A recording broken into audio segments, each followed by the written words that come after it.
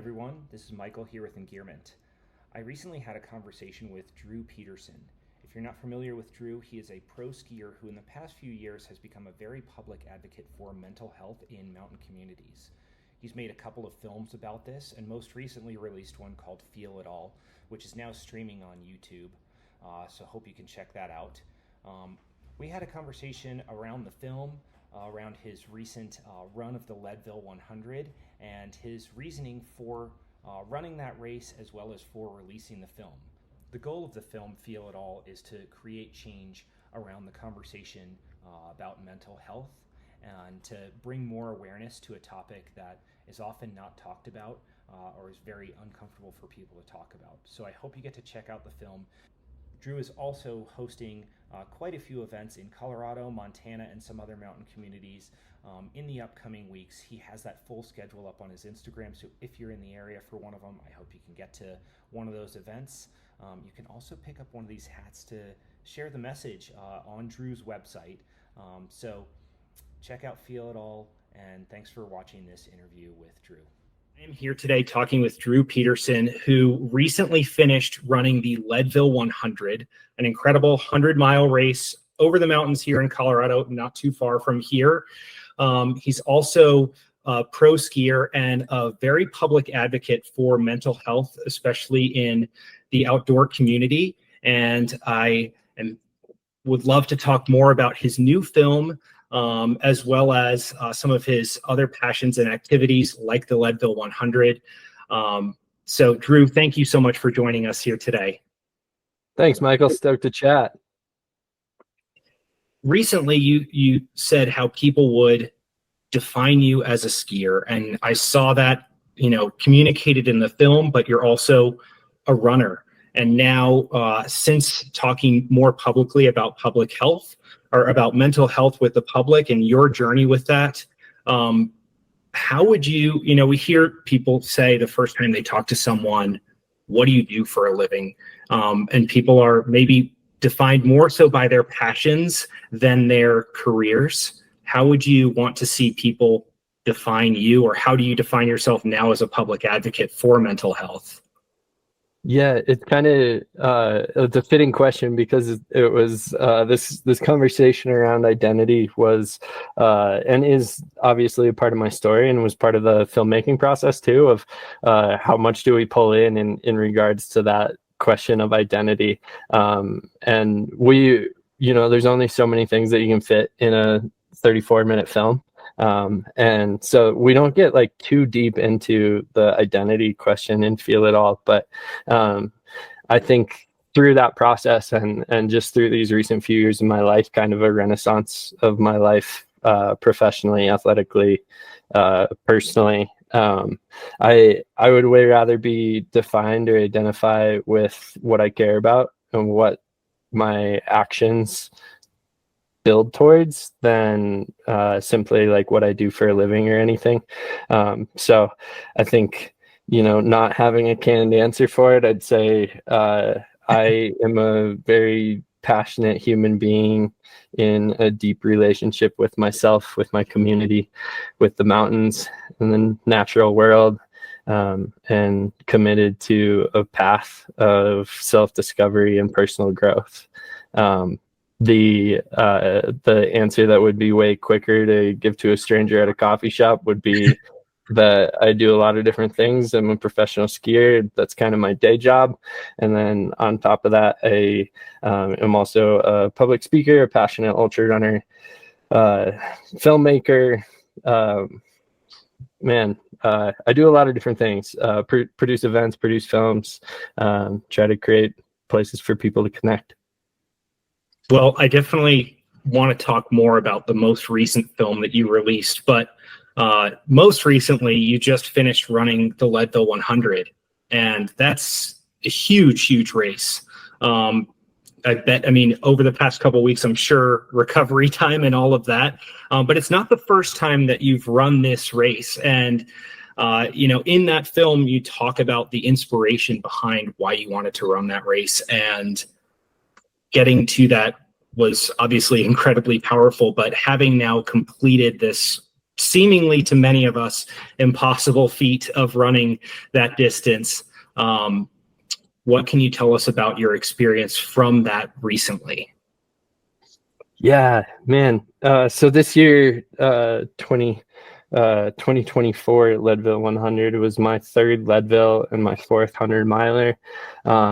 And I think it's different every time and it's unique every time. I think that was certainly true in this race.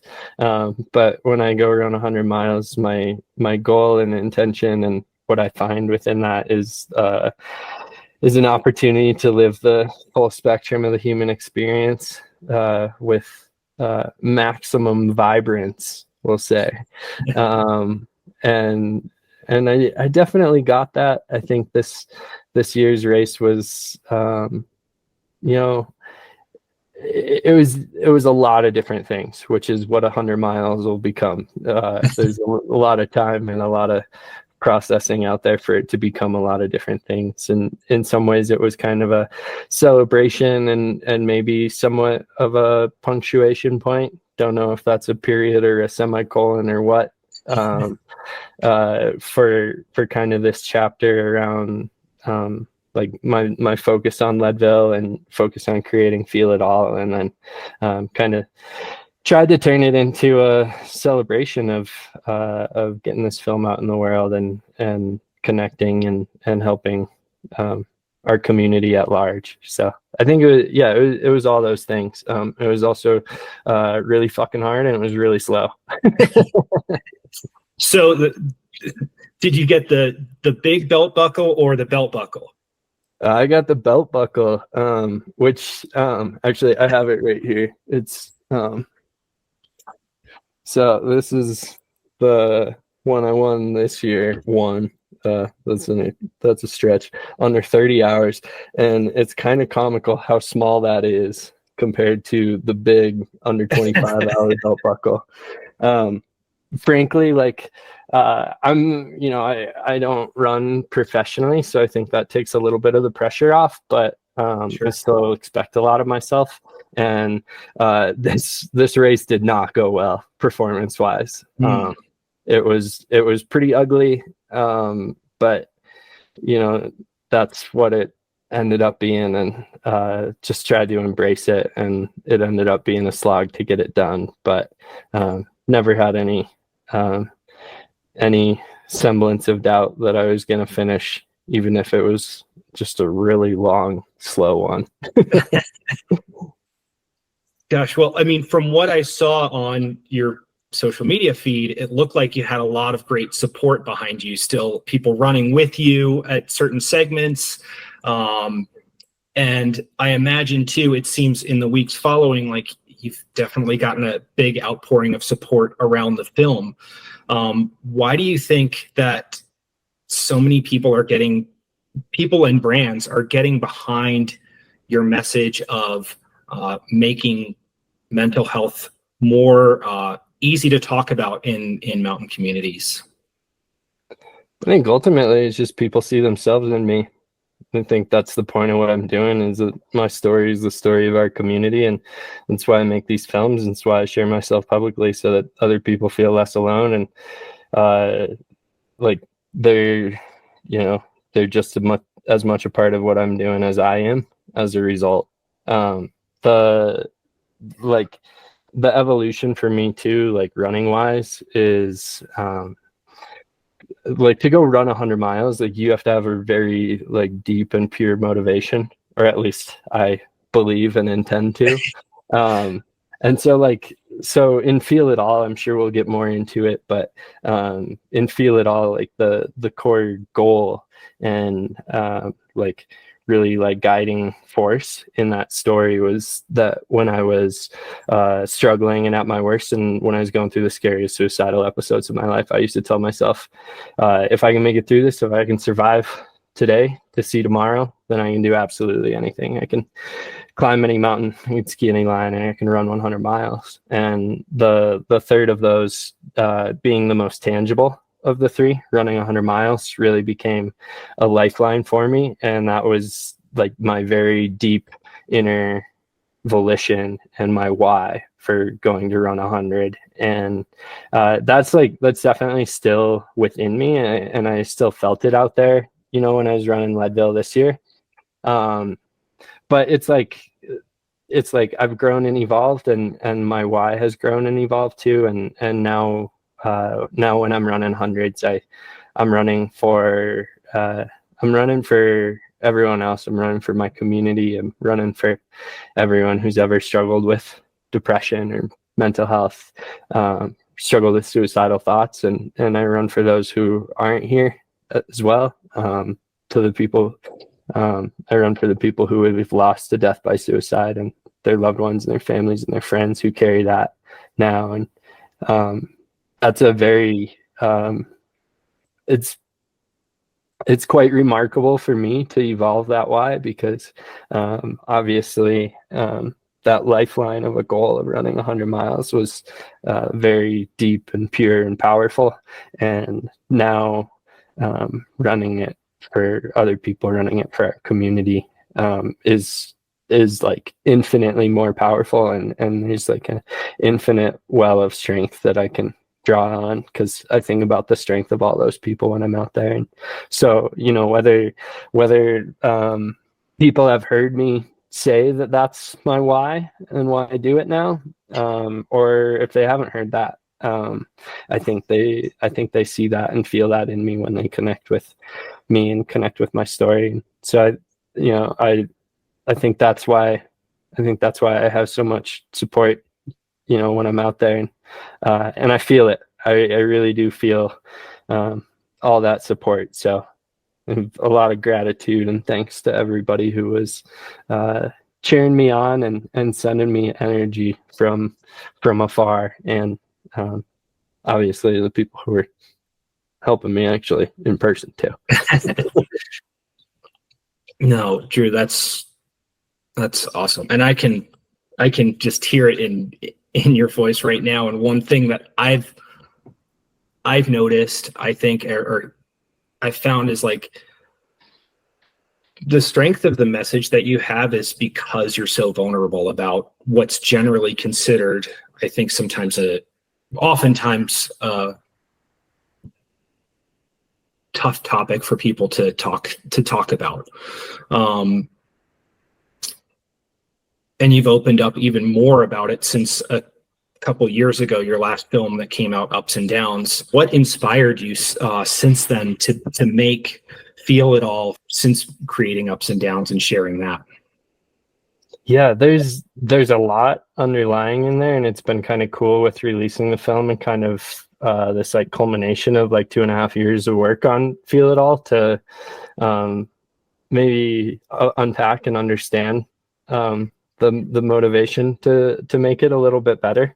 And it comes from a few different places. Is like when I made Ups and Downs, my prior film, that was truly a first of its kind film in the ski world. And it would have been impossible for me to ever predict or comprehend like the impact that would have or the people it would reach. And like I don't use the word incredible because it is credible, because I know how real like the mental health and suicide crisis is in our communities. But I was definitely like floored by that, you know, impact. And then I realized, like, when I made Ups and Downs, it was ultimately I had this like deep volition of I need to share this story to help people, but there wasn't much like strategy or intention around how to do so, or the like strategy for impact. And I knew that if I made another film with more intention, that I could grow that impact.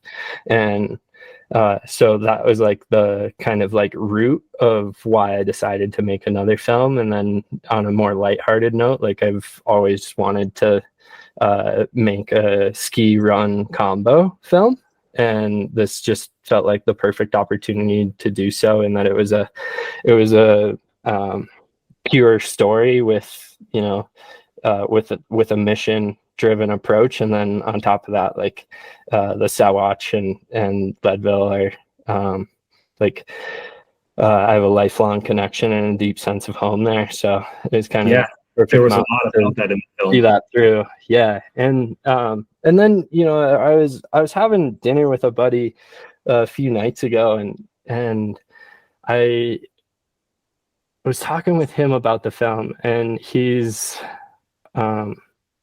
let's just say he's on a similar wavelength to me in life. And so he took things out of the film that I was hoping people would find, and I was like really honored that he found those. And like there's Easter eggs in this film that like I had to create another film to be able to share those. And like if you know, when you go watch the film, I think whatever resonates with you, know that there is intention behind creating the film so that we could share that little nugget in a way that, you know, would get people thinking or strike a chord in people's hearts. So yeah, all that's to say, just a lot of different motivations that I had to have that many motivations to see through such a big project for so damn long. Well, you know, one thing I was going to mention is, and it sounds like perhaps your friend did in some ways, but sharing something like this, I'm sure is going to inspire others to want to share perhaps their story with you. And I wonder if there have been stories that you've heard from others from these films that you've released, or since releasing Feel It All a couple of weeks ago, stories that people have opened up to share with you that have inspired you in return. Oh yeah. I mean, frankly, it's limitless. And like that's the goal, you know. Vulnerability begets vulnerability, and for anyone to be vulnerable, there needs to be space, and there needs to be a safe space for them to be vulnerable. The difficulty within that is that somebody has to create that space first. There has to be like somebody taking that first step, and that's you know, what I try to do, and that's what I try to use these films for. And the space that opens for other people to be vulnerable is infinitely inspirational for me too. And it's pretty neat, like the range of things in that regard. Like there are friends who I've known like most of our lives who end up sharing with me, you know, a side of themselves that I never knew existed, even though maybe I knew them for 2 decades or something. And then there's complete strangers who share really powerful stories with me. And in like this day and age, a lot of that connection comes digitally, but I really put a large emphasis on in-person events and trying to create in-person real life human connection. And those are the connections and stories and people who like inspire me the most. And those are the people who their strength is what I'm leaning on when I'm out there running. You know, I mentioned to you just earlier, I've now watched the film a couple of times, and I mean, within the first minute, you can just see how meaningful and challenging this type of a message can be to open up and share about. There was one scene in particular that stood out to me, and if it's all right, if I could ask you about, because it was, I think there's sometimes this, well, you were at the top of this cliff in the middle of the night, and you were just so scared, and at the same time then you just decided to run back down.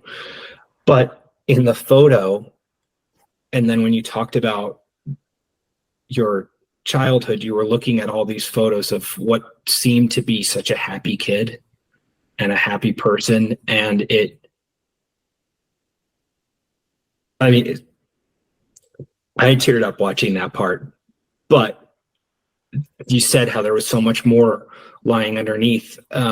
What would you say to someone who perhaps wants to open up in ways about these things that they're hiding? How would you suggest they go about seeking that help, and what since opening up about this so publicly has changed for you from that? Yeah. Oh man. There's definitely a lot to unpack there.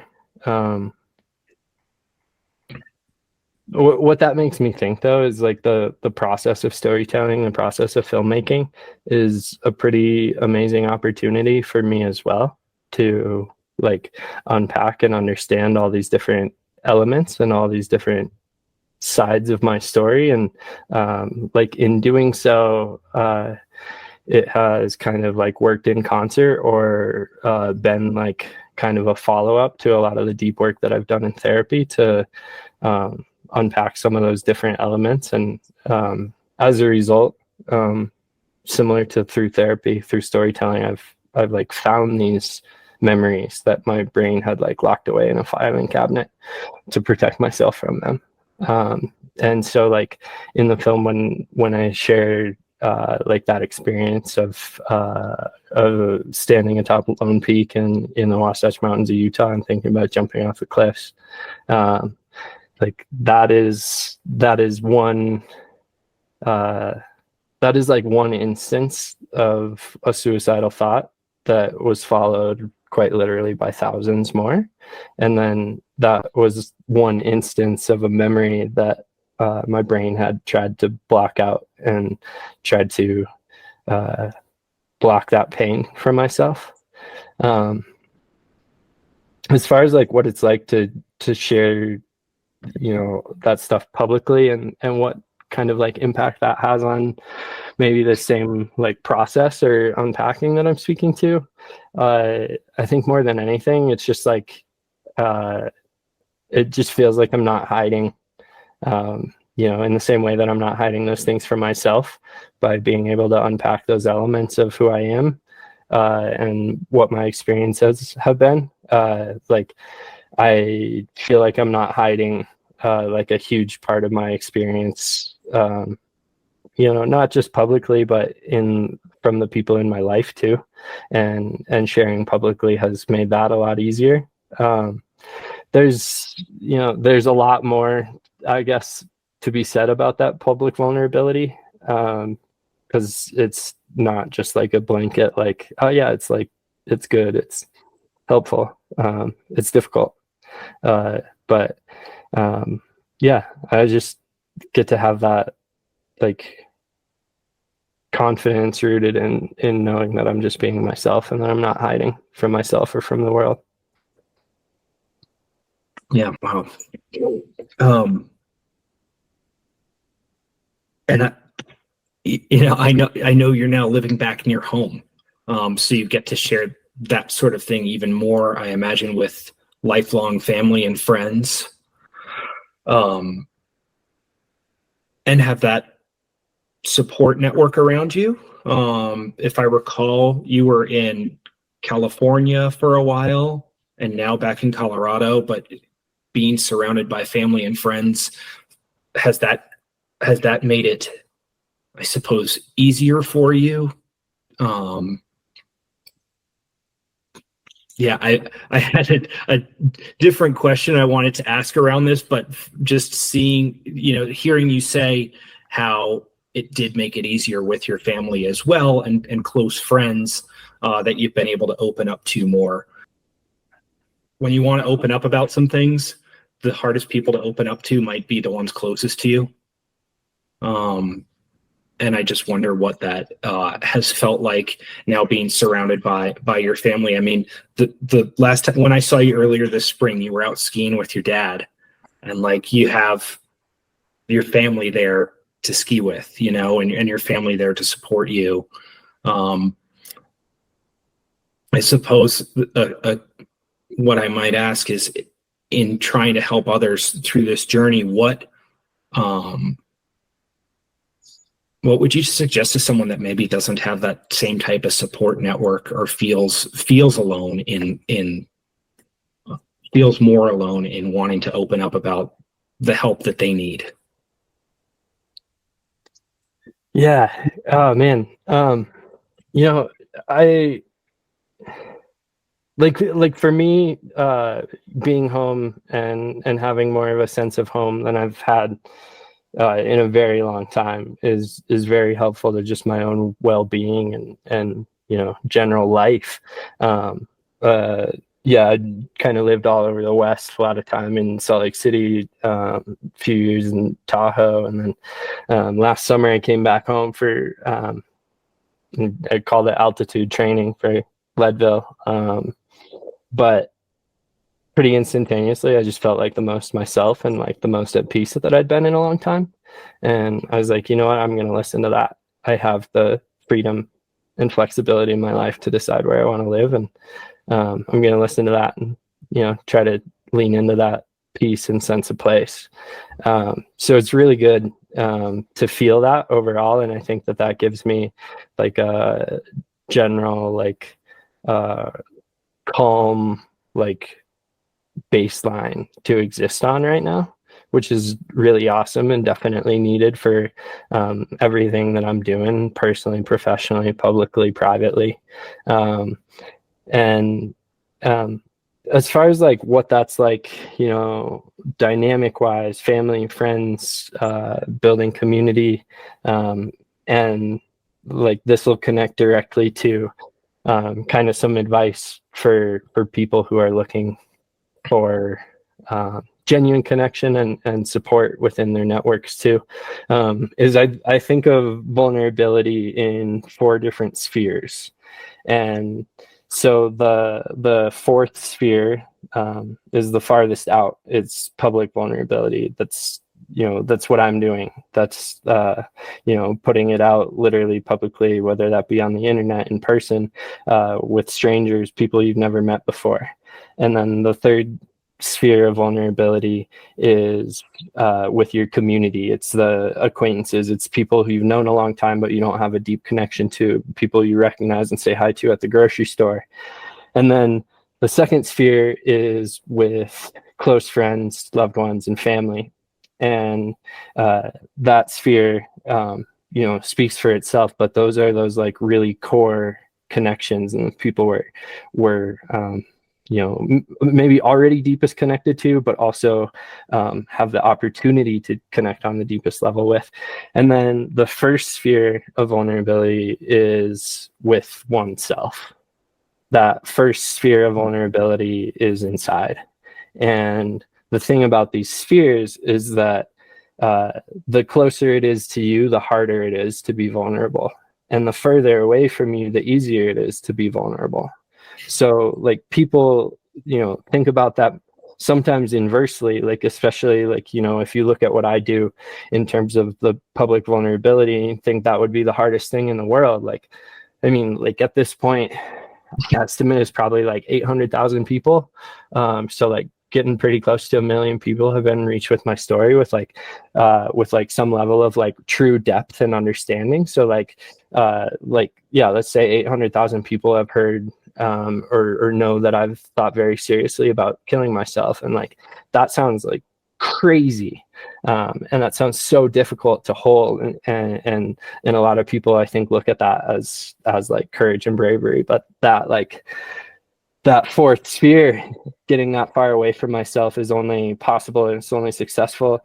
And it doesn't come with that level of fear, courage, or desperation, because I started with myself and I worked outwards in those spheres. And that's, I think, the truth for anybody out there, no matter if it's something you're struggling with or if it's just growing as a person. We got to start with ourselves, and we got to start with what's inside, so that we can build a foundation, so that we can connect with other people on a real genuine level, and so that we can be open and create the space for genuine human connection and vulnerability for others too. Dude, that's 800,000 people. and starting with just the one with you. Yeah. Sounds like to me, that sounds, what I hear from that is being honest with yourself first and opening up that way. Yeah, exactly. Wow. And you know, it's not just being honest, it's not just being vulnerable, it's being real. It's like that's where my greatest courage is rooted, is looking myself in the mirror and be honest about where I'm at and being real with myself. And that's what it took to transform myself as a human being.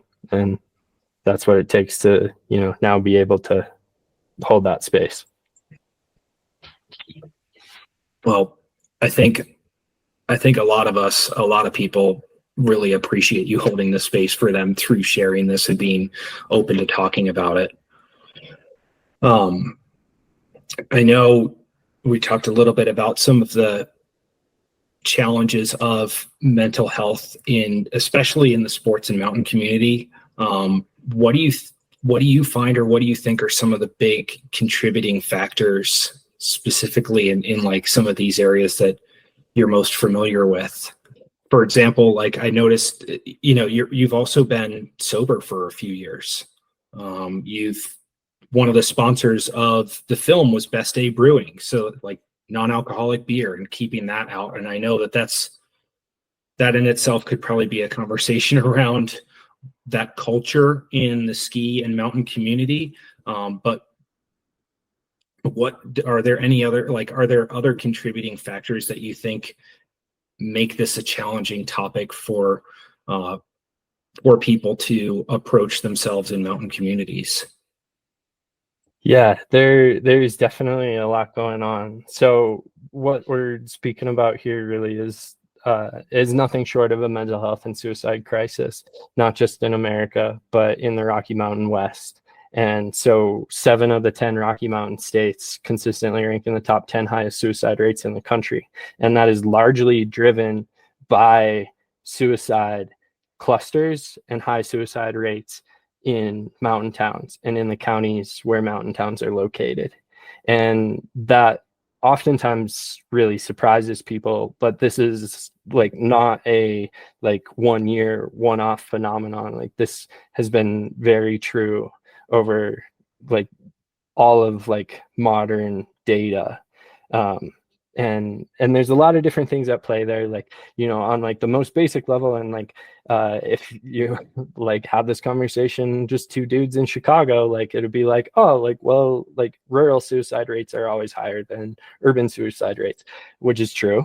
But there's so many different factors going on, and oftentimes with those suicide clusters that are driving these rates, we see them in shoulder seasons between winter and summer in these communities, and that, you know, speaks to like the seasonal and transient nature of these communities. And then also, like, we're living in these wonderful places, but there's kind of a dichotomy going on, because we live these like idyllic dreams, like idyllic dream lives, and we get to recreate and play in the mountains, and we get to live where people vacation, and that is wonderful, and it can be paradise, and like that can, you know, be like as beautiful as we've all imagined.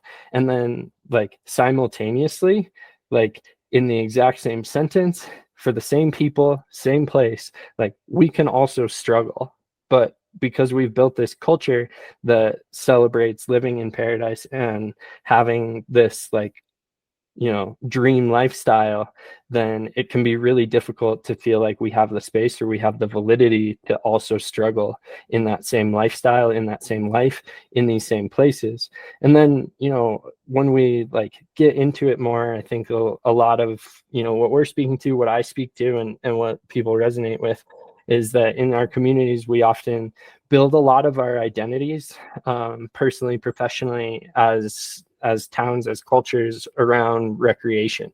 And those recreation-based identities can put a large and sometimes too large of emphasis on what we're doing out there in the mountains, whether that, you know, in my context is skiing and running, but it could be anything. It could be climbing, mountain biking, whatever. And like those things are wonderful passions and great ways to go experience the outdoors. But if we build an entire culture and identity based off of those, that can be very finite. And again, like, with skiing, like it's literally seasonal. Like we're building an entire identity around what ends up being half of the year or half of our lifetimes. And then on top of all of that, and I think especially true in the ski world, is kind of this good vibes only mentality and culture, where there's really not space to struggle or to show up as yourself if you're not fitting into that good vibes only mindset. And in concert with that is definitely the culture built around partying and drinking that are synonymous with the outdoor community, outdoor recreation. And I think of all sports, I think that's extremely true in skiing, that it feels like, I grew up in a mountain town, and I grew up deep in ski culture. I've been skiing since I was 1.5 years old. And I knew from a very young age, before I had ever tasted alcohol, that kind of the expectation and standard was that every activity, every ski day finished with beers at the tailgate. And when that becomes a huge driving force, again, it's not necessarily that I'm making a baseline statement that like drinking is bad and is driving this culture. It's like, no, like the culture that there's not an option of how to engage with that culture of drinking, or that there's not like it doesn't feel like an acceptable or valid option to not engage, is what's contributing there. So all that's to say, lots of different things are going on in these communities, and the problem is very real. And the reality is that first we need to, like I said, when I'm talking about those spheres of vulnerability, is look in the mirror and be honest with ourselves about where we're at. And then we need to address these things. And that's why I do what I do. It's why we're having this conversation, because creating this conversation and creating this safe space, to be honest about the culture that is contributing to a lot of this, is going to create the space for people like me to feel valid in all different experiences, not just that good vibes only experience. Yeah. Well, I noticed in terms of, I also noticed that UC Health supported the film, and I'd love to hear more about with gaining more awareness around this. So often we think of, I know historically people think of health as, am I fit? Am I eating well? Can I do a 10-minute mile, or can I run 100? What can you tell us a little bit about their involvement with this and how they're wanting to help support this mental health message as well? Yeah, man. Thanks for asking, because I do think it's like, I don't always love talking about business, and I don't always love talking about the financial side of like things like this, but like what I'm doing is also very unique from a business perspective. Like this film, the three sponsors of it is UC Health, number one, which is Colorado's largest hospital organization, and Mountain Gazette, which is a wonderful publication, but it's very rare and very kind of new for a media company to just sponsor a different piece of media that's not actually part of their company or what they create. And that's because more than anything, Mike Rogie, the owner, publisher, editor, everythinger, believes in this and believes in contributing and giving back to our communities. And then that third sponsor that you already mentioned is Best Day Brewing, which is non-alcoholic beer. And like I said, we're trying to create the option for how people engage in the different elements of our culture in the outdoors and in the mountains. So with UC Health, it was I'll also say I'm quite confident that it's the first skiing film or running film ever sponsored by a hospital organization. And when I realized that, I was like, that's kind of crazy, because I still just feel like I'm a ski bum, like doing all this kind of, on my own, run and gun. And to get a hospital organization to sponsor this is really important, because this isn't just a topic, and it isn't just a conversation. It's not just my story. It's really the story of our community, and then ultimately the story of our society. And so to have their backing is huge. And I'd probably be a better ambassador if I remembered the exact dollar figures, but they're putting a massive investment into behavioral healthcare, and especially here in Colorado in rural areas, because they're seeing the problems that we're talking about right now. And so like to get the vote of confidence like on that side is huge. And I think like proves to the viewers, hopefully, like this matters, and this is contributing to a cultural and societal shift. Yeah. No, that stood out to me, because it was surprising to see. Like normally I would think, like I think in Ups and Downs, the main sponsor, it was Solomon, and it was, like other outdoor brands that we're so familiar with, but seeing a health company business getting behind getting this message out there, because it is important to talk about. And I think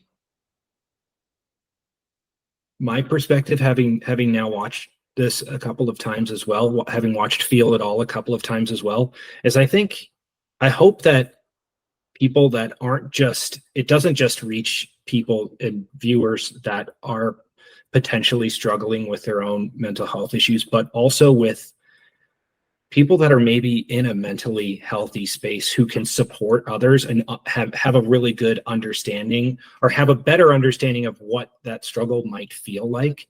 Was kind of one thing that I took away from watching this. I thought, man, I really hope that people see it from that perspective as well, because I think that people that are perhaps in that good space have the space to help others that maybe don't. So have you heard from people that perhaps are in that space? Have you, or what would you individuals might get out of viewing Feel It All as well? Yeah, it's the goal of creating this was to like branch out from just the ski community or from the outdoor community, like really into mainstream society. And that's still the goal, is to keep growing it into that mainstream sphere, because this really ultimately isn't a story of mental health struggles or healing or personal growth. And it's also not a story of skiing or running. Like really, this is a story of being human, and there are so many different elements that are within that. And because of that, like it is a story that is for everyone. And I think like something that's been really cool is just seeing, like whether it be just little comments or messages here, like, people sharing Instagram stories, like saying like, my friend sent me this, or like, I just watched this, it was really powerful, it connected with me, like you should go watch it. Like that's like how we really create more of a network of safe space for these conversations. It seems like very kind of like casual and mundane, like to drop a YouTube link in the group chat, but like really, like that is what's creating the space and creating these conversations. And yeah, there are a lot of people who don't struggle with mental health, have never struggled with mental health, who are watching this film and who are stoked on it, and also are finding some lessons and resonance by being human. And that better prepares them and makes them more aware of their loved ones and their friends and their family, so that they can show up for them. And like that's an honor to get to be that and hold that for people through the film. And I think like like I said, like trying to break this into mainstream is a lot of the goal here. But like when I say like my story is the story of our community, like what I mean by that, like with like the most basic level is like my story is a microcosm of mountain towns, but like really like mountain towns are the story of the Rocky Mountain West, and the story of the Rocky Mountain West is the story of America as a whole, and the story of America is the story of the world. And so like really that's all it comes down to, is creating human stories for humans to connect with. Awesome. Well, Drew, thank you so much for taking the time to share. I really, to my last point there, I really do hope that a lot more people check this film out, because it is an important message. I mean, and I know many people throughout my life, not just since moving to the mountains, but throughout my life, that have there has been this culture of like not talking about struggles, mental health, or visiting. I said to you before, like people used to even shy away from saying I'm going to a therapy appointment, and just normalizing the fact that people do struggle with these things. I know on this podcast, we talk a lot about outdoor gear, outdoor adventures, being healthy and getting healthy to stay outside and fit. But I think this is more so an important point to contributing to all of that. So please check out Feel It All. And Drew, is there anything else that you'd like to share with us today? Or yeah. Man, I would just like to say thanks to all the people out there who are helping spread this message. It's pretty shocking, pretty heartwarming to see really how widely this is going. And just thanks for sharing it with people, and thanks for having the hard conversations. And I think like I'm in an extremely privileged position of the people I get to connect with, and the volume and quantity of people I get to connect with. And there, for every person who hears this podcast, who watches my film, who, you know, sees some unhinged Instagram reel I post and just feels a little bit less alone, like there are literally thousands of people messaging me saying the exact same thing, and know that like they are also part of why you're not alone, and know that there are tens, if not hundreds of thousands of people who don't message me, who are part of all of us not feeling so alone. So yeah, and just pass that on. And like you said, hopefully people who, you know, maybe didn't seek this out but have heard this conversation or see it pop up on their YouTube algorithm, like take the time to open their mind and just connect on a deep level. Please do. Thank you, Drew. Thank you, Michael.